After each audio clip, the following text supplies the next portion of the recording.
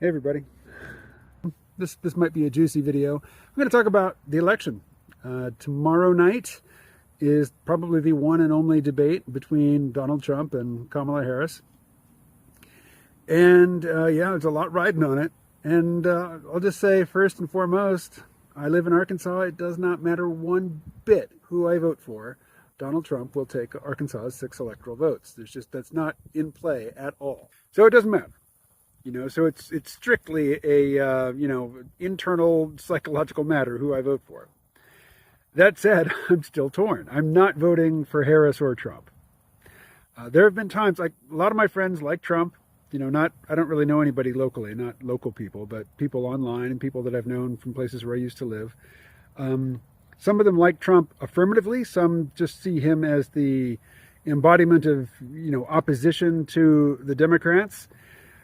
And, there are people who despise Trump who are going to vote for him because they just cannot stand the Democrats, and the Democratic agenda, which is also the Silicon Valley agenda and the mainstream media agenda, with a couple of exceptions like Fox and Newsmax and whatnot. And I totally get why, some folks would vote. Some, people I know, their number one issue is immigration. Of course, they're voting for Trump. I won't vote for Trump because my mother hates Trump, and I know she's going to ask me who I voted for, and I'm not going to lie to her. I could vote for Trump, but again, it would really just be voting against Democrats, and that vote, while psychologically important to me, in my participation in our democracy, so-called, while it would carry psychological weight, it has absolutely zero real-world repercussions, so why stress over it? I usually flip-flop back and forth between the Greens and the Libertarians, and I voted for Howie Hawkins on the Green side last time. I'm not a huge Jill Stein fan. I think she's the Green Party candidate. And, the things that I don't like in terms of the character and the psychology of mainstream Democrats, they're 10 times worse in the Green Party. I mean, the further left you go, the crazier people get. And yeah, I know there's some paranoid freaks on the right, no shortage of them. It's a different kind of crazy. It's the kind of crazy that I find less objectionable, less irritating.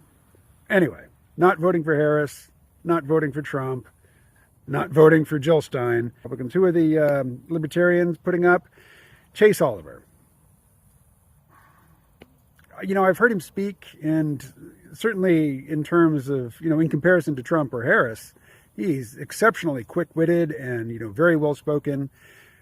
The Libertarian Party platform is pretty consistent. One thing that Republicans, and particularly Trump voters, won't like about him is that they are open borders people, but they're also no welfare people. You can come to the U.S. if you want, and if you can work, if you can contribute to the economy, if you start a business or whatever, welcome aboard.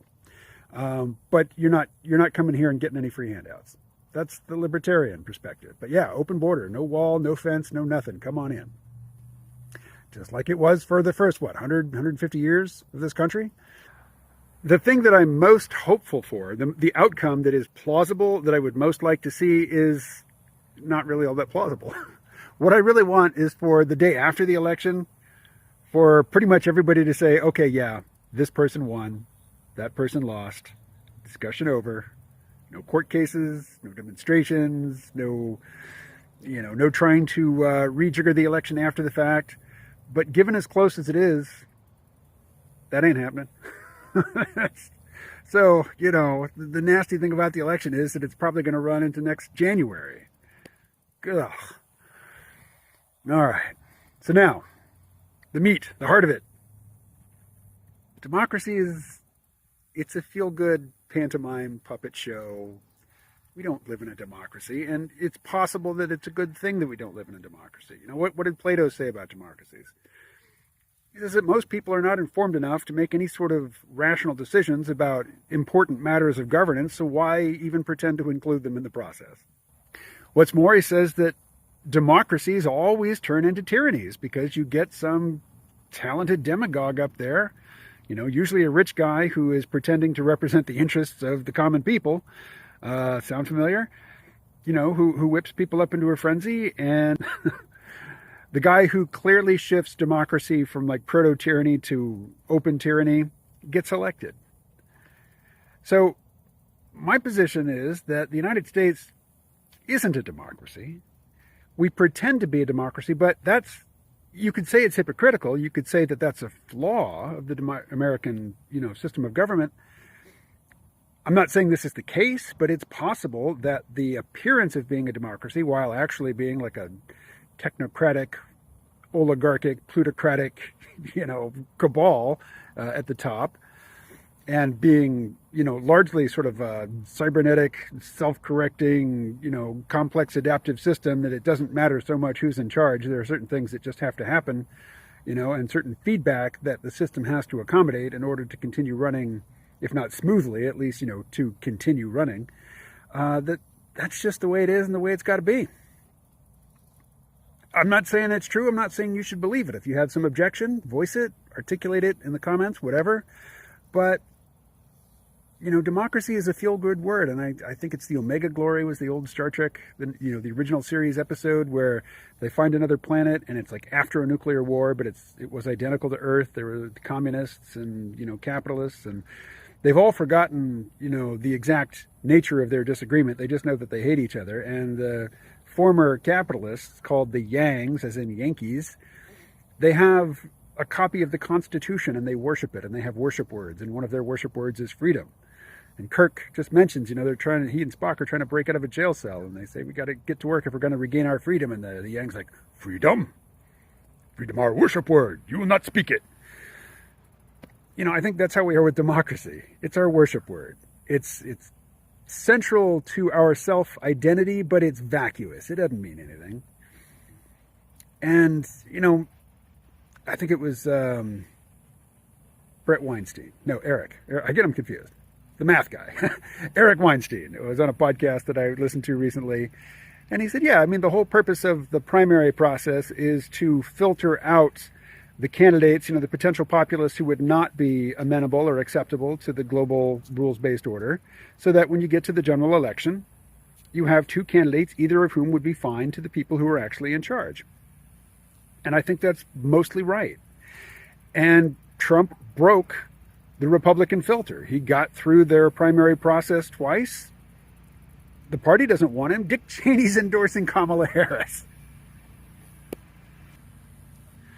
So the Democrats, who have been saying that Trump is a threat to our democracy, they insisted throughout the primary process that Joe Biden is rock solid. There's no reason to replace him, and no reason to even to entertain any challenge to his candidacy. We will not be doing a primary process. And, my position on voting in elections has been for a couple decades now, if you didn't vote in the primary, you didn't vote. Because the general election is a sham. Your actual choice was in the primary. Well, the Democrats canceled the primary. So for the Democrats to be all up in arms about the danger that Trump poses to democracy is laughable. It is risible. But at the same time, they call themselves the Democrats, and it could be that the popular delusion that normal people have some say in appointing or deciding, the policy and the direction of the government, that could be a crucial ingredient lending stability to this society.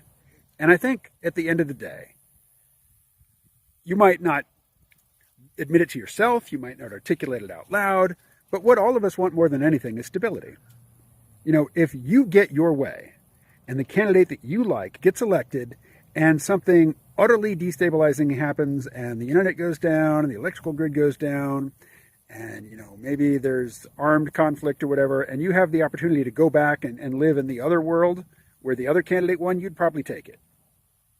Because what you want is a safe place to live for yourself and your family and your descendants.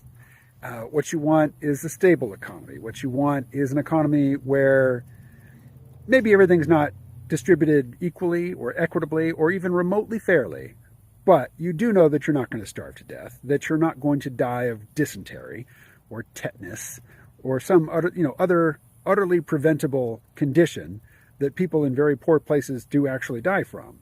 I'm going to consciously cultivate not being a bemused spectator, but being a somewhat detached, aloof, you might say, observer of people's attitudes toward political candidates and political parties, and And just, I have no desire to change anybody's mind about their politics.